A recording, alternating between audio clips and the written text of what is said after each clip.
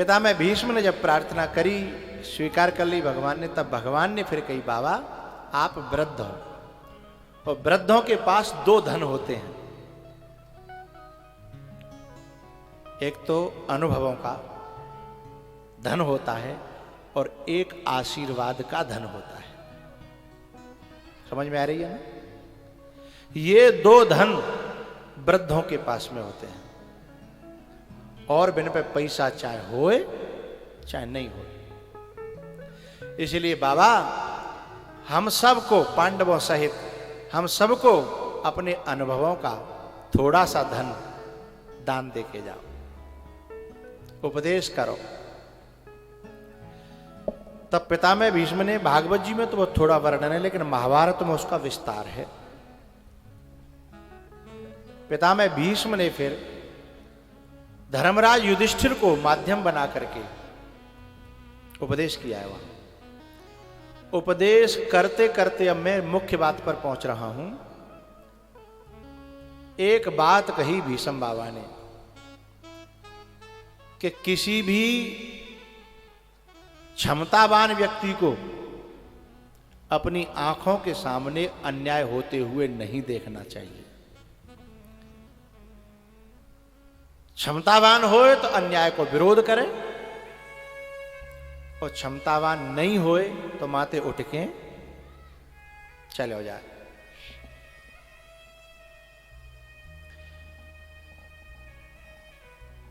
इतनी बात जब पितामह भीष्म ने कही तो द्रौपदी को हंसी आ गई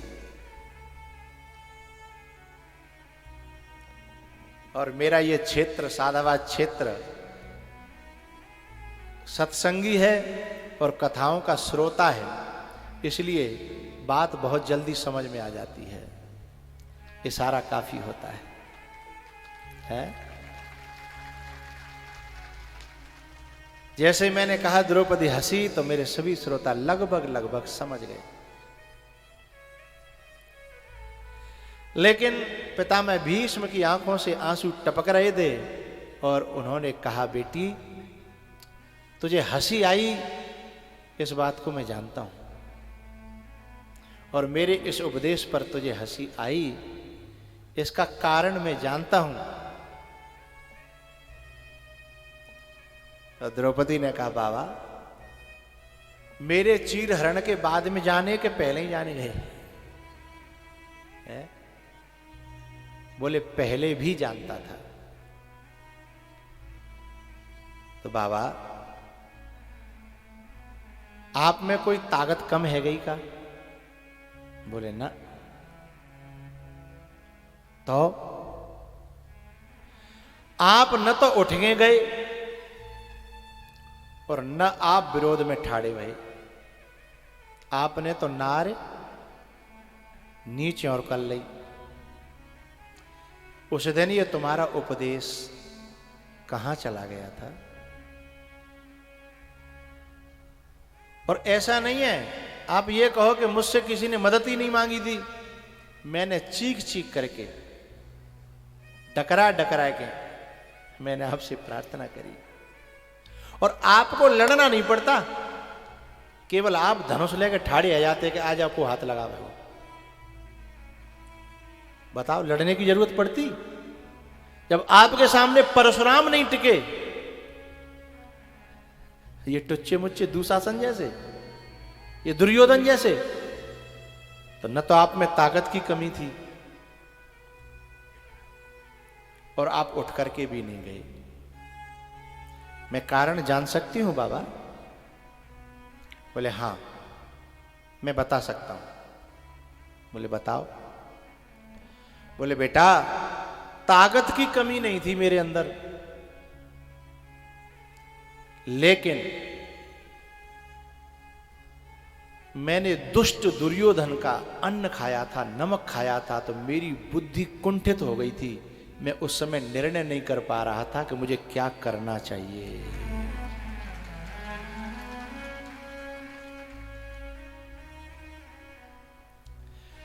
हमारी जो बुद्धि है ना वो आहार से बनती है।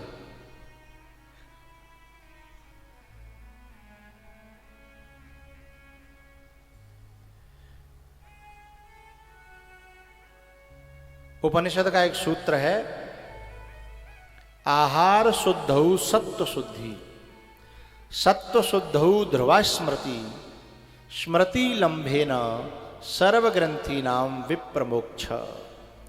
यदि आदमी का आहार गलत हो जाए तो आदमी का व्यवहार भी गलत हो जाएगा, आदमी का विचार भी गलत हो जाएगा और आदमी का जीवन और चरित्र भी गलत हो जाएगा।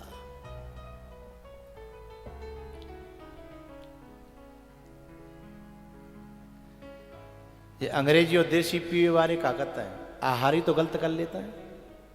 फिर देखो उनकी शब्दावली, फिर देखो उनकी चाल।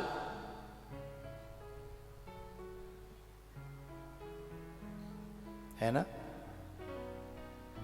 एक पीवे वारो पी के बीच रोड पर ठाड़े और हर एक गाड़ी हाथ दे। हाँ, पिए वारे हो तो शर्म मत करियो, ना ना इशारे मत करो, इशारे मत करो ना। देखो पीना कोई नहीं चाहता है, लेकिन बुद्धि घटे, ओछे के संग में बुद्धि घटे।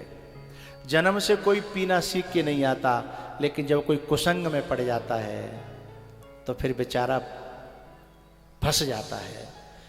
लेकिन जब वो पीने वाला भी कथा में धीमे धीमे आता रहेगा तो काउजना दिल में संकल्प ले लेगो कि अब इन ठोकर मार देनी उन लोगों को जो मुझे गलत मार्ग पे ले जा रहे हैं। अच्छा, मैं आपको एक दिल की बात बता रहा हूं, बुरा मत मानिएगा। मैं ठोकर के एक बात कह सकता हूं, जितने शराबी लोग होते हैं वो दिल के बुरे नहीं होते, दिल के बहुत अच्छे होते हैं। बोले आप ये ठोक के कैसे कह सकते हो? मैं एक बात कहना चाहता हूं, मैं ठोक के ऐसे कह सकता हूं कि मैं हजारों शराबियों के संपर्क में रहा हूं, रहता हूं। वो दिल के बुरे नहीं होते, वो दिल के भोले होते हैं, इसीलिए तो फंस जाते हैं। चतुर होते तो फंसते ही नहीं, इसलिए फंस जाते हैं। और इतने भोले होते हैं, कछुदना लगातार सत्संग में आ गए तो यहां भी फंस जाएंगे वो, हैं? इसलिए पीने वाले यहां बैठे हों तो बिल्कुल मत छोड़ना, तुम तो आते रहिए, काउदना कथा में दम होगी तो अपने आप छुड़ा देगी, हैं? शर्म मत करिएगा, आते रहिएगा, क्योंकि वो दिल के भोले थे तभी तो फंसे, तभी तो ठगे गए। ये पिलाने वाले क्या करते हैं, बेचारे भोले वाले आदमी सौगंध खवाएंगे, तो मेरी सौगंध है। फिर बहुत नहीं माने, बोले फलाने की सौगंध है, बहुत नहीं माने तो शादी ब्याह में गए हो तो कहेंगे दूल्हा की सौगंध तो है। अब बेचाओ कहाँ जाए, और जाको ब्याह हेरो बा कैसे मात दे, हैं? दिल का भोला होता है इसलिए फंस जाता है। यदि वो विवेकी हो, चतुर हो, होशियार हो तो तुरंत कह दे, तू मत जा, त्यो बाप मरे, चाहे दूल्हा मत जाता, दुल्हन मत जा। मैं हाथ लगाने वाला इतना चतुर नहीं था वो, इसलिए फंस गया। मेरे संपर्क में बहुत पीने वाले आए, उन्होंने छोड़ी भी तो समझ में आया कि वो दिल के भोले थे, लेकिन बुद्धि खराब कर देती है। ये आहार ऐसा है। आहार सत्व सत्व शुद्धि, सत्व शुद्धौ ध्रुवा स्मृति, स्मृति लंबेन सर्वग्रंथि नाम विप्रमोक्ष।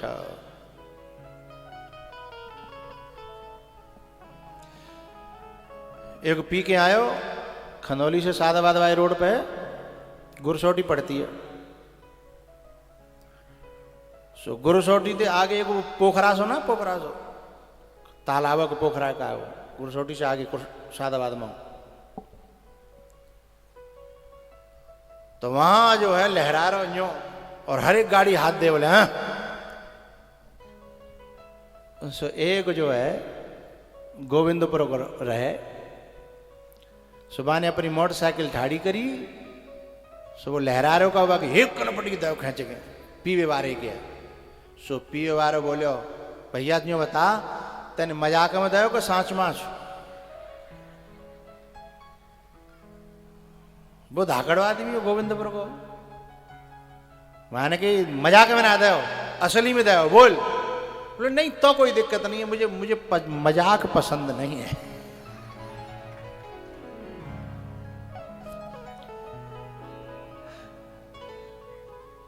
असली में दिया तो कोई बात नहीं।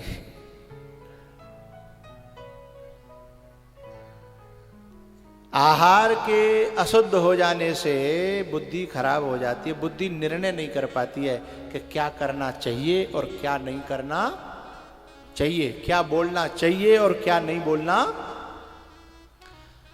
और आहार जो है ना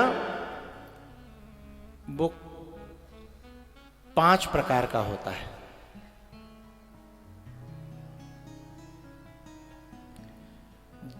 जीभ से लिया हुआ आहार, आंख से लिया हुआ आहार, कानों से लिया हुआ आहार। समझ में आ रही ना सबके? शब्द, स्पर्श, रूप, रस और गंध, ये 5 आहार हैं। और 5 में से एक भी बिगड़ गया है। अजामिल जो था ना, अजामिल, ये बहुत बड़ा धर्मात्मा था पहले, लेकिन इसका आहार बिगड़ा। नजरें बदली और नजारे बदल गए, किश्ती का रुख बदला और किनारे बदल गए हैं।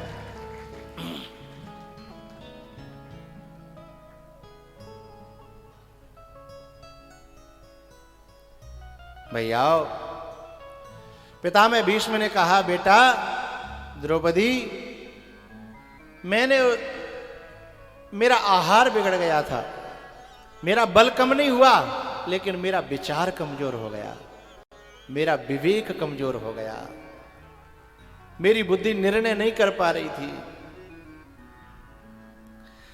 हम कथा सुनने क्यों आते हैं? क्योंकि यहां हमारे 5 के 5 आहार शुद्ध नहीं, परम शुद्ध होते हैं। शुद्ध अलग चीज है और परम शुद्ध अलग चीज है।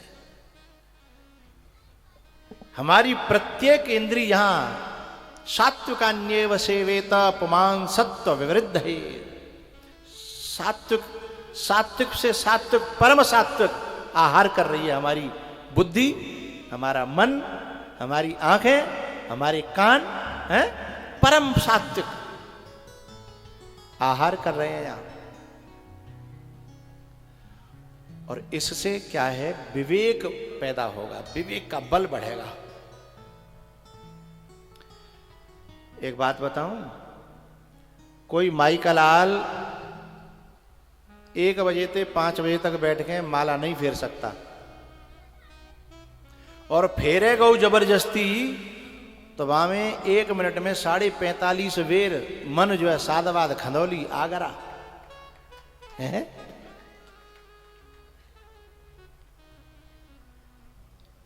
लेकिन यहां आके बैठ जाए ना एक बार कथा में, ये भी ध्यान नहीं रहता है कि हम HS कॉलेज में बैठे हैं, ये ध्यान नहीं रहता। ये तो जब आरती बोलती है तब समझ में आती है, अच्छा यहां बैठे हम हैं। बाद में याद आता है हम यहां बैठे, ऐसा लगता है कि किसी अलग लोक में पहुंच गए हम लोग। प्रत्येक इंद्री एक बार भागवत की कथा 7 दिना की कोई व्यक्ति श्रद्धा पूर्वक लगातार सुन ले पूरी की पूरी, तो 1 साल के लिए बैटरी चार्ज हो जाती है।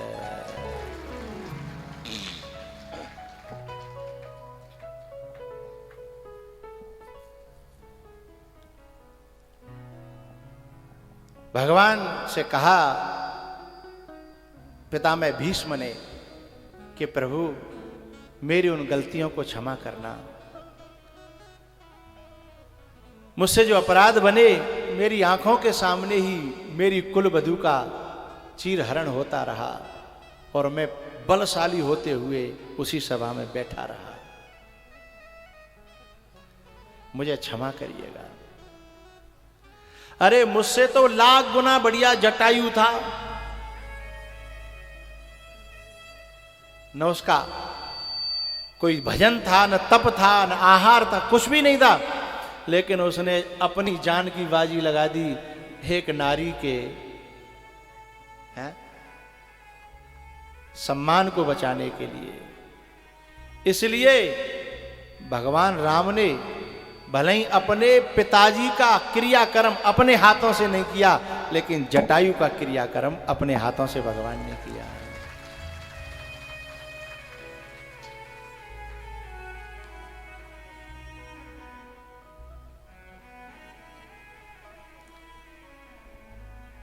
एक बात बताऊं, हनुमान जी से तो कहना पड़ता है राम काज लगे तब अवतारा,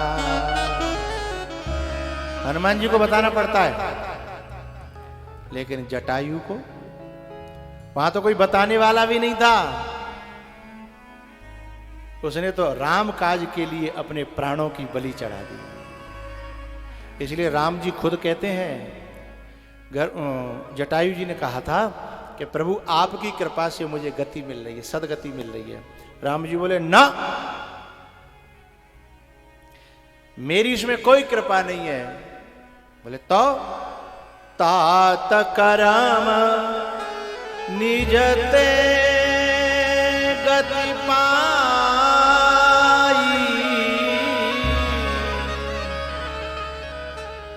तात करम निज ते गति पाई। आपने अपने कर्म से सदगति को प्राप्त किया, इसमें मेरी कोई करुणा नहीं है। जटायु बोले मैंने तो ऐसा कोई कर्म जीवन भर करे ना, मैं तो जो है मरी मराई लाशन खाता रहो। मेरा तो आहार भी सबसे ज्यादा दुनिया में खराब था, फिर मेरा ऐसा कौन सा कर्म है गो? मैं तो कबू नहायो नहीं, घंटी नहीं हिलाई, बांके बिहारी के दर्शन कर भी नहीं गो है। न मेरा आहार शुद्ध है, न मेरा व्यवहार शुद्ध है, न मेरा आचार शुद्ध है।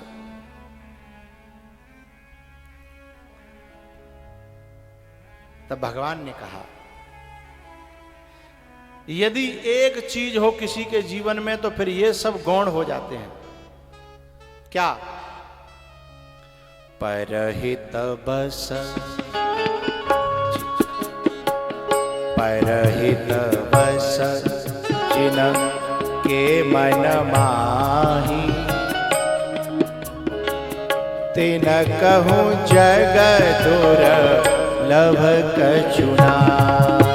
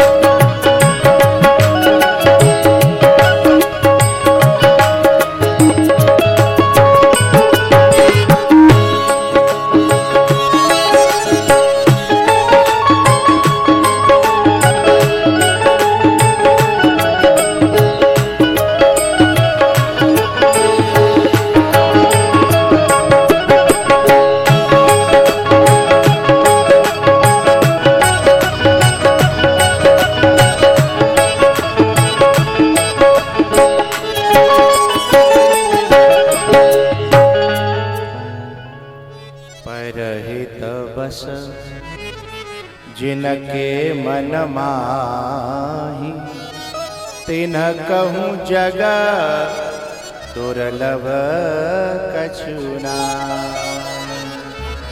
तिन कहूँ जग दुर्लभ कछु नाहि।